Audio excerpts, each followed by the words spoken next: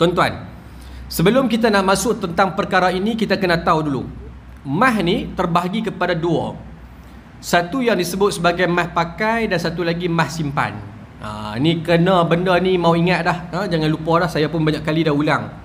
Dalam pertemuan kita yang pertama pun saya sebut, pertama kali lah, tak ingat 2019 ke 2018. Kemudian dalam siri-siri pertemuan kita yang sebelum ni pun saya banyak kali sentuh berkenaan dengan mah ni. Jadi bila kita nak kira zakat mah ni dia terbahagi kepada dua. Satu mah simpan dan satu mah pakai. Jadi bila kita nak kira mah kita ni, kita kena asingkan mah pakai dan mah simpan. Bahagi dua lah. Jadi kalau kita ada satu tempat yang kita kumpul, maka bezakan mah pakai dan mah tak pakai. Mah pakai ni kira satu ton. Pakai sekali maka dikira pakai. Pakai pik nuri ke, pakai untuk habuan suami ke, maka tu dikira pakai sekali ya. Dan mah tak pakai ni dalam tempoh satu tahun, daripada Januari sampai Disember sebagai contoh, kalau kita ambil kalender Masihi, maka sekali pun tak pakai. Maka bila tak pakai, dia dikira sebagai mah simpan. Mah simpan. Termasuklah mah simpan ni jongkong ke, ataupun dinar ke yang kita beli, ataupun gulba, maka ini semua adalah mah simpan. Termasuklah mah rosak, yang mah sepihan-sepihan yang kita kumpul boleh dalam satu tempat, maka itu juga mah simpan. Jadi mah simpan merangkumi yang sedemikian. Baik, bila nak kira zakat, mah simpan dia mesti mencukupi dan melebihi. Istilah tu, dia mesti cukup dan lebih 85 gram, maka dia kena zakat. Cukup dan lebih. Maksud kata bila kita timbang-timbang mah simpan, genap 85 gram tepat, maka kena zakat.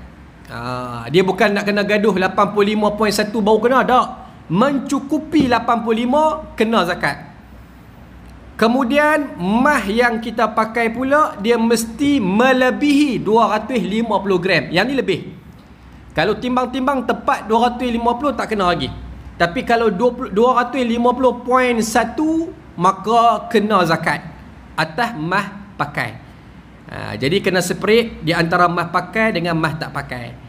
Sebagai contoh, kalau kita simpan, katakan kita ada 3 gram mah simpan, kita ada mah pakai 248 gram sebagai contoh. 248 tak lebih 250 huruf. Tapi kita ada mah gulba 3 gram, kalau campur jadi 251. Maka soalannya, kita kena tak zakat mah? Maka tak kena zakat. Pasal apa tak kena? Pasal yang tu mah simpan, yang satu lagi mah pakai. Maka yang pakai kita ada 248, yang simpan kita ada 3 gram. Jangan campur dua-dua, maka dua-dua tak kena. Simpan tak kena, pakai tak kena. Okey, jelas tuan-tuan? Okey, faham ni baru kita akan masuk masalah yang kita nak bicara malam ni. Okey, jadi bila kita letak di mah ataupun di pacak gadai, maka tuan-tuan, mah yang letakkan di pacak gadai dia dikira sebagai mah simpan. Baru fahamlah bila mah simpan ni, maksud kata dia punya kadar zakat dia 85 gram dan ke atas kena zakat, no? Bila mah simpan. Okey, soalan dia, adakah mah yang kita letak di pacak gadai ni dihukumkan sebagai milik kita? Maka tuan-tuan tengok bagaimana perbahasan fiqh. Di antaranya kata Al-Imam Nawawi, "Law rahana masyiyatan aw ghairaha min amwaliz zakati wa halal hawlu fatariqanil madhhabu wa bihi qata'al jumhur wujubuz zakati litamamil mulk." Sekiranya satu orang mencagar haiwan ternakan atau sesuatu harta zakat yang selainnya, apabila cukup haul, maka terdapat dua jalan periwayatan di dalam mazhab. Menurut pada pandangan jumhur ulama, wajib dikeluarkan zakat atas sebab pemilikan yang sempurna. Maka kalau ikut pada jumhur ulama, mah yang kita letak di pacak gadai, mah tu milik kita. 100% adalah pemilikan orang yang pi pajak. Maksud kata di sini, kalau andai kata saya bagi situasi, andai kata kita ada mah simpan 80 gram. Katakan kita ada mah simpan 80 gram. Kemudian kita pi pajak 10 gram. Total semua jadi 90 gram. Yang 10 gram tu adalah mah yang kita pakai. Mah kita pakai. Nah, 10 gram tu mah pakai. 80 tu memang tak pakai. Mah Goldbar katakan 80 gram. 10 gram mah tak pakai. Kemudian kita tak di pacak gadai 10 gram. 6 bulan tempoh untuk kita simpan. Tapi 6 bulan kita tak pergi tuntut ataupun kita tak boleh tuntut. Lanjut lagi kontrak jadi 1 ton. Bila lanjut jadi 1 ton, maka cukup haul 1 ton. Pasal tak kalau mana kita letak di pacak gadai, dia bermula haul simpan. Yang sebelum ni mah pakai, maka letak di ar-rahnu, maka dia jadi bermulanya haul bagi zakat simpanan, bagi mas simpanan. 6 bulan tak cukup lagi. Kemudian kita lanjut lagi 6 bulan, cukup 1 ton, maka cukup 1 haul. 10 gram campur dengan 80 gram, maka jadi 90 gram. Kalau faham daripada kaedah fiqh yang saya baca tadi, maka dia wajib keluarkan zakat emas simpanan. Maksud kata dia kena zakat lah. Walaupun 10 gram tu, saya ni dah lah pergi pacak gadai 10 gram, kena pula zakat aku atas. Naya lagu tu, dia faham lagu tu kan. Tapi kalau ikut kaedah fiqh lagu tu lah, dia kena zakat ke atas keseluruhan kerana itu adalah pemilikan. Boleh faham takat tu tuan-tuan? Okey. Disebabkan hal-hal yang kita lihat, keadaan ketika mana COVID-19 tuan-tuan, orang ni beratuk ramai kerana keadaan terdesak untuk memajak barangan gadaian kerana mereka nakkan duit cash. Oleh yang demikian tuan-tuan, kita buat ketetapan yang sedemikian kepada Jawatan Kuasa Fatwa agar ada sedikit ruksah ataupun ada sedikit keringanan yang dapat mengurangkan beban daripada kalangan umat Islam di negeri Pulau Pinang kita ini. Tuan-tuan dengar. Okey. Mesyuarat memutuskan seperti berikut. Yang ni sirah fatwa. Emas yang digadai dikategorikan sebagai emas simpanan dan hukum zakat ke atasnya adalah wajib setelah mencapai nisab dan haul berdasarkan kepada 2 situasi berikut. Pertama, bagi situasi mah yang digadaikan kerana keperluan, wajib dizakatkan ke atas baki emas yang masih menjadi milik sempurna penggadai setelah mana ditolak dengan kos upah simpan. Dan bagi situasi emas yang digadaikan kerana kehendak, bukan atas dasar keperluan, diwajibkan zakat ke atas keseluruhan emas yang digadaikan tanpa perlu menolak sebarang kos yang berkaitan. Jadi ada 2 situasi keringanan kepada orang yang mana dia pacak gadai disebabkan keperluan, bukan dasar kehendak.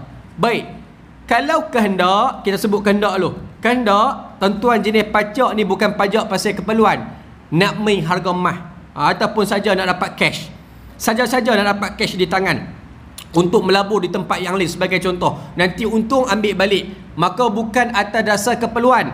Orang lagu ni bila dia pajak 100 gram sebagai contoh, maka zakat dikenakan ke atas 100 gram. Tak ada pengurangan pada 100 gram walaupun 100 gram tu tak ada kat dia, ada dekat ar-rahnu. Maka dikenakan zakat ke atas keseluruhan jumlah tersebut. Boleh faham? Itu yang pertama, mudah, yang kita sebut sebagai kehendak. Berbeza dengan dasar keperluan. Kalau keperluan, tujuan dia pergi pajak gadai itu adalah disebabkan dia hutang kerana nak beli makanan, kerana pakaian, kerana tempat tinggal, apa lagi? Kerana pendidikan anak, kerana kesihatan, kerana pengangkutan. Maka disebabkan 6 item yang kita sebut sebagai keperluan asas manusia, maka kalau dia hutang disebabkan perkara itu, ataupun dia ambil ataupun dia pajak disebabkan 6 benda tersebut, maka dia ada keringanan, iaitulah dia hanya diambil kira berdasarkan baki daripada yang dia miliki. Kaedah pengiraan dia lagu ni tuan-tuan. Kalau kita letak di pajak gadai ar-rahnu, saya ni tak pernah letak tuan-tuan pajak gadai pasal tak tahulah bagaimana polisi-polisi, kerana pajak gadai ni berbeza-beza. Ada yang letakkan 70%, 30%. Ada yang 85%, 15%. Ada yang ikut pada syarikat lah masing-masing. Tapi sebagai contoh saya ambil ar-rahnu yapim. Ar-rahnu yapim ni kebiasaannya dia mengambil 70-30. Pembiayaan 70 dan 30 itu adalah baki simpanan, baki mah yang kita miliki. Tapi tak semua ar-rahnu lah ni tuan-tuan Yapin, bukan tak semua lah ni ar-rahnu itu hanya patuh syariah. Tuan-tuan kena hati-hati lah ni. Kadang-kadang ada juga yang menggunakan perkataan ar-rahnu, tapi sebenarnya dia tu bukan Muslim pun. Lah ni saja lepas ambil tuan-tuan. Berhati-hati. Jadi kalau seandainya situasi kalau kita nak letakkan di pajak gadai, pastikan pajak gadai yang kita pajak tu adalah daripada kalangan yang patuh syariah. Kerana kalau tuan-tuan pajak di tempat yang tidak patuh syariah, dia boleh melibatkan ribawi. Berhati-hati nampak ar-rahnu. Hebat ar-rahnu. Tapi tengok tulisan sebelah, lain macam punya tulisan. Nak kata Melayu pun tak, nak kata Arab pun tak. Tuan-tuan berhati-hati. Berlambak tuan-tuan. Kedai-kedai lagu ni elakkan daripada tempat yang sedemikian, walaupun kos upah dia murah jika nak dibandingkan dengan yang Islamik lah. Kadang-kadang orang suka tawaran yang sedemikian. Berhati-hati kerana dia akan terlibat dengan ribawi. Baik tuan-tuan, contoh kita ambil, kita letakkan di pajak gadai ar-rahnu. Bila letak di pajak ar-rahnu, tuan-tuan contoh tuan-tuan ada 100 gram mah. Bila kita ada 100 gram mah, maka kita letakkan di pajak gadai. Yang kira ni kita akan dapat 70% daripada harga mah kita. Maksud kata 70 gram. 70 gram. Maksud kata kita akan miliki duit cash sebanyak 70 gram. Yang tu yang kita dapat. Maka baki 30 gram itulah milik kita yang kita nak kira zakat dan tolak dengan kos upah. Maksud kata di sini baki kita tinggal apa? Baki kita tinggal 30 gram saja. Maka bila nak kira zakat, kena ambil atas 30 gram tu saja tuan-tuan. Dia bukan ambil atas 1 gram, tapi akan ambil di atas 30 gram. Sebagai contoh, kita memang tiap-tiap tahun dah bayar dah zakat simpanan. Mas simpan, tuan-tuan, mas simpan, minta maaf, mas simpan. Kita miliki mas simpan 150 gram sebagai contoh. Kita ada 150 gram. Kemudian 1 tahun tiba-tiba kita ni ada kesulitan, maka kita pergi pajak 100 gram, tinggal kat rumah 50 gram. Yang 100 ni kita pergi pajak dan dapat duit daripada 70 gram, maka baki 30 gram adalah baki simpan.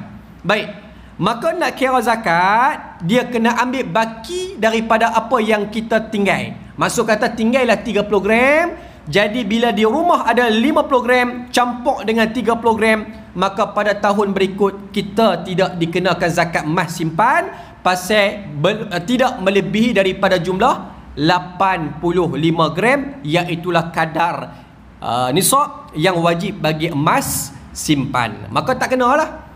Tapi seandainya kalau dia ada 60 gram kat rumah, maka dekat pajak dia letak 100 gram, 70 gram pembiayaan, maka 30 gram lagi adalah baki, maka 30 campur dengan 60, maka dapat 90 gram. Dia tetap wajib mengeluarkan zakat mas simpan walaupun dia letakkan di pajak gadai. Maka nak kira zakat 90 gram darab dengan mas masa, darab dengan 2.5%. 90 gram darab dengan mas masa, darab dengan 2.5%. Itulah kaedah nak kira zakat simpan. Tuan-tuan, sama juga kalau tuan-tuan nak bayar zakat mas perhiasan, ada 260 gram, 260 gram darab dengan mas masa, darab dengan harga, darab dengan 2.5%, maka itulah kadar yang wajib ke atas emas yang kita kena.